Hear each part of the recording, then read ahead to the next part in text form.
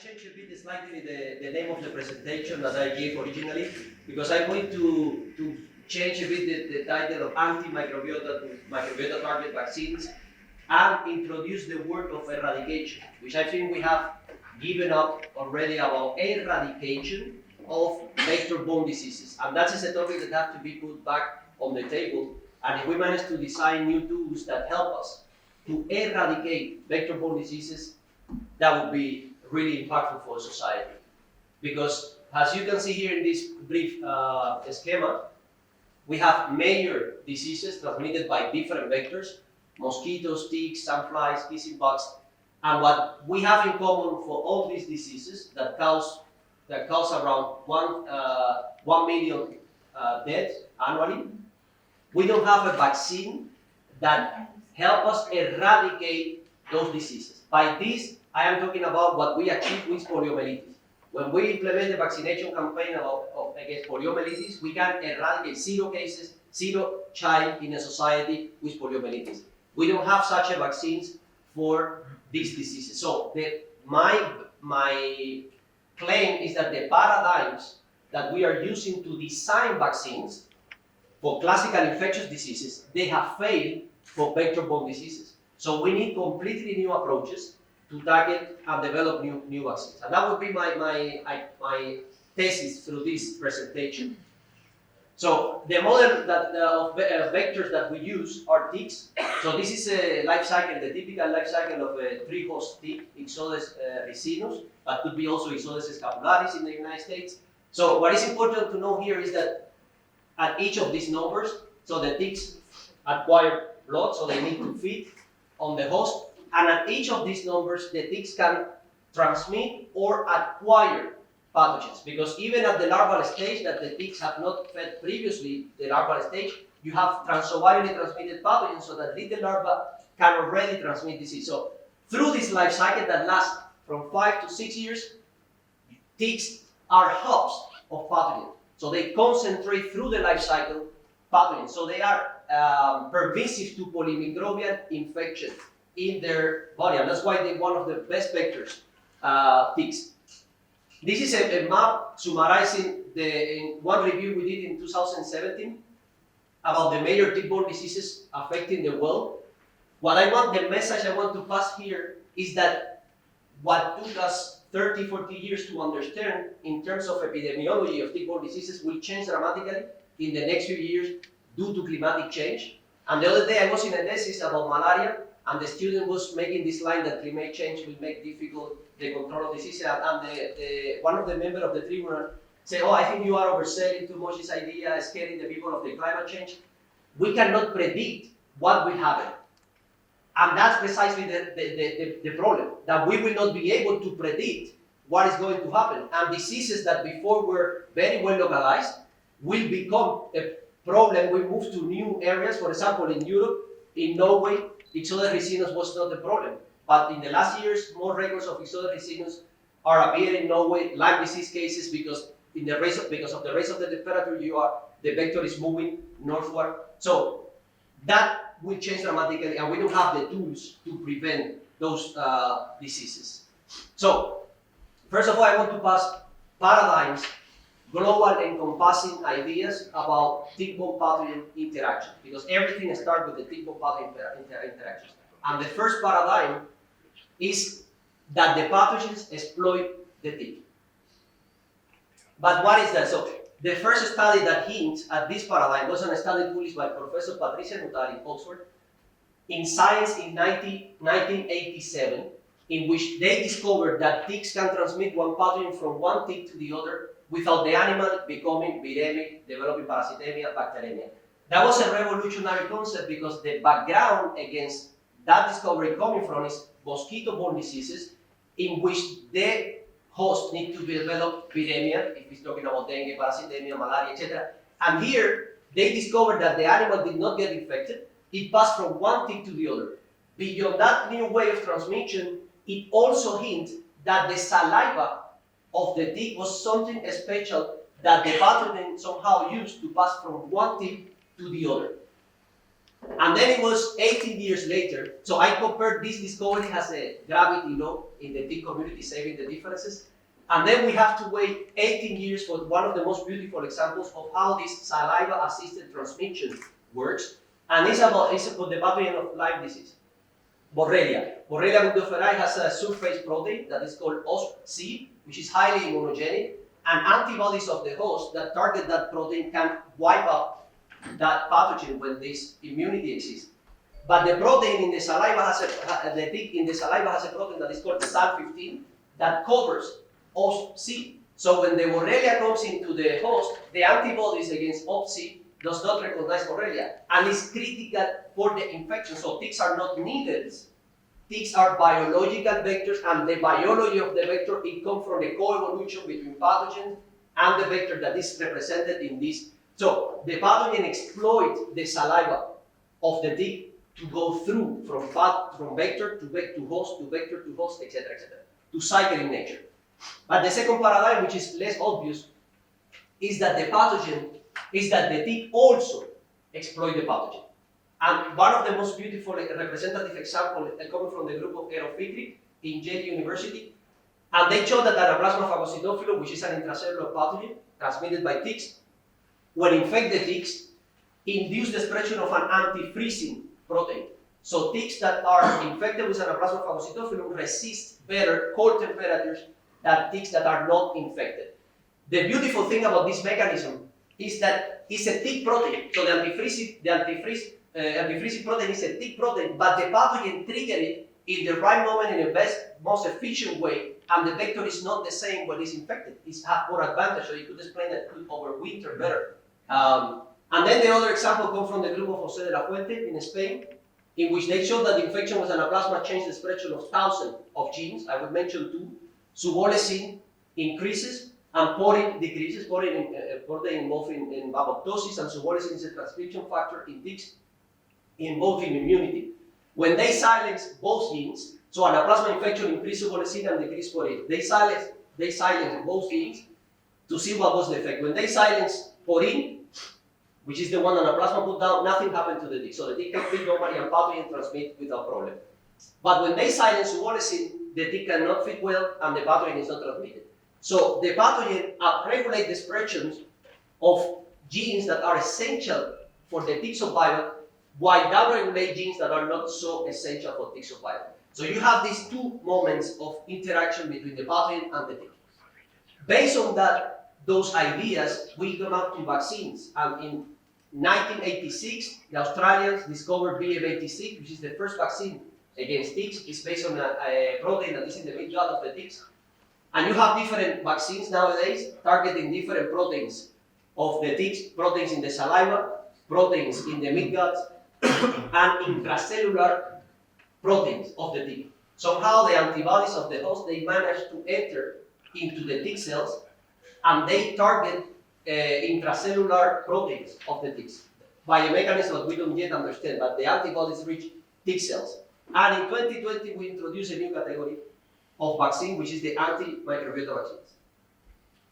It's based on what I call a microbiome revolution. Revolution of it, I am from Cuba, so whatever that, to be real, have to have a revolution in it. So, but beyond that, the revolution, why? Because the two paradigms that I explained before, when you introduce the element of the microbiome, have to be completely re-understood. Because we have found that the microbiome intercedes in any relation between ticks and pathogens. And this is the microbiome of the tick, so you have a transgenerational microbiome inheritance, so part of the microbiome passed from mom to offspring, from mother to offspring in the ticks. You have variation through the life cycle, and you have different factors influencing the microbiome. Now, what is the microbiome? Because for me, conceptualizations and concepts are really important because they will define the way you study a problem. If you don't define well the problem, you cannot study well. When the yellow fever started, people having infection in the yellow fever at the beginning of the 19th century, and we didn't know that it was a mosquito-borne disease. You don't know how to tackle that problem. You don't know how to study that problem. When you realize that it's transmitted by a vector, then all perspectives change. So we have to, what is the microbiome? And then I call the elusive microbiome. because the definition is not as easy as it seems. First, one definition of microbiome says that the living microorganism in animals, including bacteria, fungi, protozoa, and viruses. But viruses, many would argue that are not living. There is a lot of literature arguing that the virus is not a bacteria, it's not a fungi, it's not a protozoa, it's something different that is not living. So if we add virus in the living, we have already a conflicting conceptual generalization. The second one is that the tool we use to study the microbiome, the 16S, so it's a gene, it's a DNA that we sequence, but DNA you can sequence dead bacteria. So dead bacteria, you could be detecting bacteria that are not alive, replicating, etc. So we will conflict again with the living. So the methodology we are seeing when we sequence a microbiome, we have dead bacteria and live bacteria, and we call both microbiome. The other question is, do we include tick-borne pathogens in the microbiome of the tick? There is not an homogeneity in this across the community. For example, in this review, they say non-pathogenic microorganisms matter in tick biology and pathogen transmission. This review, 2017, they distinguish between non-pathogenic and pathogenic within the microbiome. However, the concept of the pathobiome exclude that not pathogenic and pathogenic are in the microbiome, because they need to create another concept to include pathogens in the microbiome. So before that concept, the non-pathogenic were the microbiome and the pathogens was something different. So there is not a consensus about what to include in the microbiome of the pathogens, the non-pathogens microbes. Another thing is like, what are we looking at when we look at the microbiome? Are we looking about endosymbionts? There is a distinction between an endosymbiont and a microbe that you acquire through your development from the environment. The endosymbiont usually share an evolutionary history with the host that could take millions of years, while the environmentally acquired microbes concern just a generation that is being colonized. So what we choose to study the microbiome by is using networks, which include endosymbionts, environmentally acquired microbes. So what happens when you focus, there are research groups focusing in the endosymbionts. So you see the tree, but then you lose the forest, because the microbiome of the ticks has been described today that have around 1,500 different taxa in there. So when you focus in one and you neglect the others as insignificant, you are seeing the tree, but when you focus in the forest, you don't see the little tree. So we study the microbiome as a network of interactions. And that allows us to have a functional concept. They are in a network, in any network, they are nodes, so every dot is a node. The importance and the hierarchy of each node is not, they are not equivalent. There are some nodes that are more important for the flow of information in that network. And we have defined keystone taxa, which are taxa that are essential in the network. So you have high centrality of that node in the network. And for example, using network analysis, we could study the microbial ecology of the tick. For example, in this study that was published by Apolline in the lab, so she is a PhD student. This is the microbiome of Hyaloma, marginatum, and Rhipicephalus pulsa, and you have in green two modules, two communities of bacteria that are equivalent. So in the two tick species, you find the community. But then in this tick, Rickettsia, pathogens are embedded into the green community, but in this one are embedded into the pink community. So what microbial ecology laws shape that interaction between the pathogen and the microbiome, and what implication would that have for vaccines targeting the microbiome of the vector? Now we say that networks are the best way to study, or we believe that networks are the best way to study microbiome. However, networks are an abstraction. It's an abstract community that does not exist. Why? This is tick sample 1, and this is the taxa that you detect in one tick. Let's say that this grid are position possibilities of taxa that you identify. Tick 1, you identify the blue taxa. But then when you sequence tick 2, you have new taxa that appear, and others they are not. And when you have tick 3, you have others that disappear. And then with this sequence of sequencing of the microbiome, you come up with a network. But this community that we call a community does not exist in one tick. You need several ticks to realize what a community is. So it is an abstraction. However, the abstraction has good that we could develop vaccines, and we have developed vaccines that are effective for the control of tick-borne disease based on the selection of keystone taxa based on these networks. But before moving to the antimicrobial vaccines, we propose this concept of, it's called sustrature. It's not our idea. It's a philosophical concept to cross a word that is necessary but not sufficient to describe something. So when you look at it, every one of us, we have a concept of the microbiome. So we have to be looking at what we are working on when we enter into that field and defining for ourselves and state it to the reader of the paper we are publishing to see what we are talking about. So we have seen also there is evidence of philosymbiosis. So you have a tree of the ticks here to the left, and then a tree including the microbial composition of the tick. You have a perfect almost agreement matching between the composition of communities in different species, which signal that you have very specific microbial communities inhabiting a specific tick species. Now, there are two tendencies in tick microbiome research today. There are a group of researchers that believe that the microbiome is very rich, is very high, have a lot of diversity of species, and that have an impact in tick-pathogen interactions. There is another group that says and are collecting evidence that the microbiome is not so rich, it's a poor microbiome with low abundance bacteria. So we have these two tendencies today. It's not clarified. This debate is not that homogeneous. And our group, we believe that the microbiome is highly diverse, and we have seen evidence of that and have a strong impact on pathogen, tick-pathogen interactions. I just want to tell you about this tendency also exists. And that evidence that this microbiome is essential for the interaction comes again from the group of Aerophilic. Study 1, it shows that the pathogen affect the microbiome.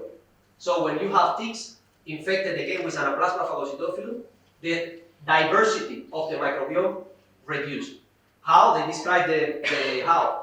The antifreezing protein that I was talking about before has antimicrobial properties. So Anaplasma enters in the tick, triggers the expression of antifreezing protein, and kill bacteria in the microbiome that form biofilms and prevent Anaplasma from accessing the cells of the midgut. So Anaplasma needs to reshape the microbiome to enter and infect the cells.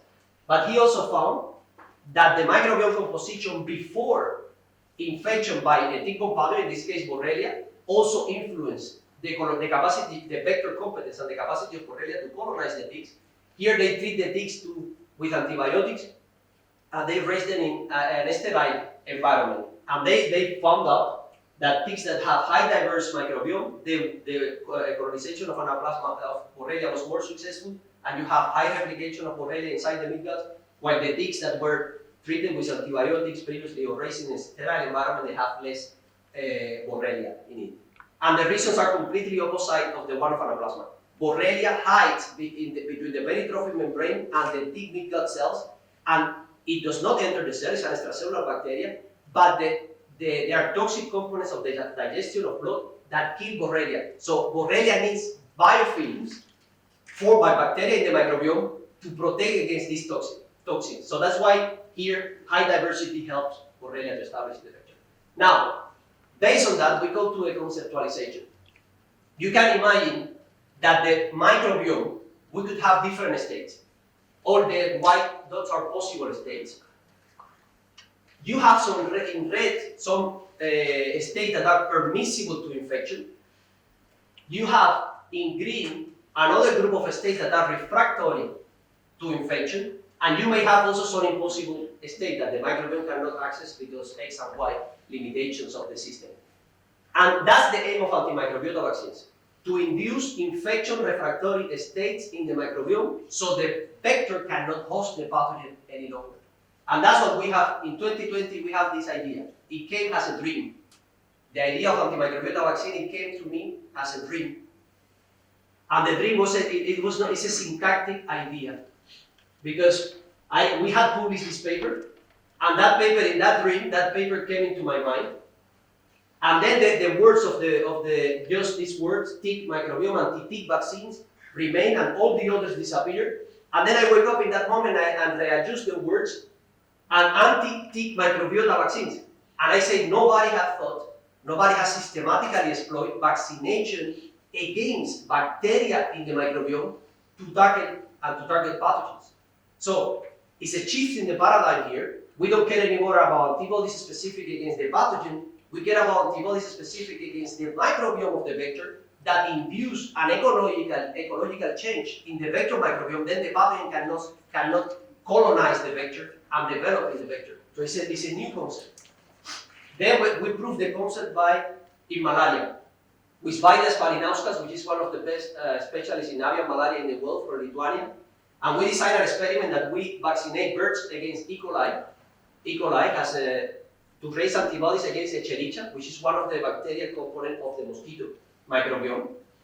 And we found that vaccination with Escherichia, for example, let's focus on these two networks in the top. The control network, the mosquito that fed on birds not vaccinated, which is here PBS, you see the complexity.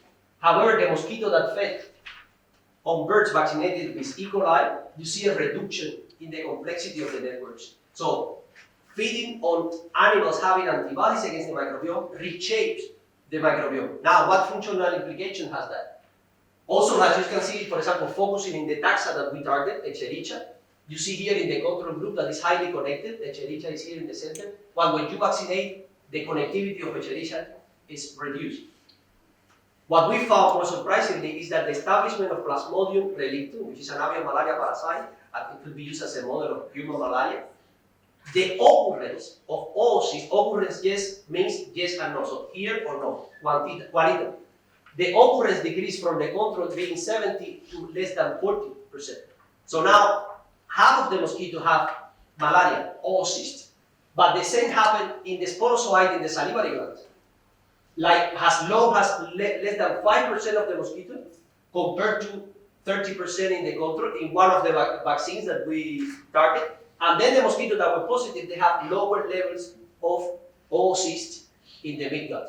So we target Escherichia and Plasmodium goes down. We proved this year by using Borrelia, and we proved that the vaccination against Escherichia, because it was a keystone taxa in the microbiome of the ticks also, decreases the colonization of Borrelia in the midgut of the ticks. This is another study that we published this year also, testing now using bacteria that were isolated from mosquitoes. And as you can see here, you can look at the control. So this is the community of the control group, so mosquito fed on blood that was not vaccinated with anything, the animal. And then here the network of the mosquito that fed on blood vaccinated with one of the bacteria. You see a topological change in the network. You see a change in the ecology of the interaction between microbes. And this we claim that have impact on vector-borne pathogens colonization in the vector. So the rationality of these vaccines is that the antibodies, all nematophagous parasites, when they feed the blood, a lot of antibodies, immunoglobulins enter the body of the vector and they access every tissue. So it has been discovered that the antibodies, they pass the proteolytic machinery of the midgut, they pass to the hemolymph, they access the salivary glands, and some, in the ticks in particular, they are reshotted back in the host. So the immunoglobulin goes into the midgut, etc., and then in the saliva, it enters back in the host. So we could use those antibodies to target bacteria that we identify as important for vector competence. And then these antibodies can target symbionts, as we were discussing, proteins in the tick, that this is the classical application for classical tick vaccines, and also the bleeding keystone bacteria. And this concept of transmission blocking vaccine, so it is targeting the pathogen within the vector, is the vaccine that Pfizer has today. It's a transmission blocking vaccine because they target the protein of Borrelia, OS-A, that is expressed only when Borrelia is in the tick. So when the antibodies of the host enter the tick, Borrelia cannot attach in the midgut to one receptor that is called CROSPA, and then that prevent this attachment, then the Borrelia cannot colonize. So here we are talking about targeting in the same moment of the cycle the pathogen, but by modulating the microbiome. So this is what we can then conceptualize about antimicrobial vaccines. For an effective infection to be transmitted, vector-borne, you need to have a match between microbiota, pathogen, and vector. You need to have the right microbiota, the right vector, and the right pathogen. When there is a mismatch, you have no transmission, you have no colonization of the vector, So what transmission of the pathogen, sorry. So what we want to do is with the antimicrobial vaccines is to move from this triad, the microbiome towards an infection refractory state that then you could block this triad and then block the transmission and colonization of pathogens. And this could be applied, of course, to any hematophagous parasite. Now, this is one of my two last slides. There is room for improvement because in the microbiome that is highly complex, that we have 100 different taxa in the microbiome, what is the most important microbiome? The most important bacteria in that microbiome. The problem becomes complex, and we suggest, but with the help of artificial intelligence, we could predict what are the best candidates to develop vaccines against specific pathogens. And what we are proposing is something that we call tomography of the microbial community. So the assembly, so this network that I showed you, it goes to be in time. So first you have a very simple network, then you have the addition of taxa, they start interacting, and then you have, but the establishment of one microbe in the moment before determine the establishment of the one in the next. So if using artificial intelligence, we could identify what microbes are essential for the establishment of a microbiome that is permissible to pathogen establishment, and then we target that with antimicrobial vaccines, and then we can prevent the formation of such a microbiome state that allows the pathogen to colonize. And this is my last slide. So maybe you remember this is scene for Jurassic Park, when the guy discovered in the larva the mosquito from where they took the DNA to develop the dinosaurs. Recent research showed that this was not a mosquito, it's a bee.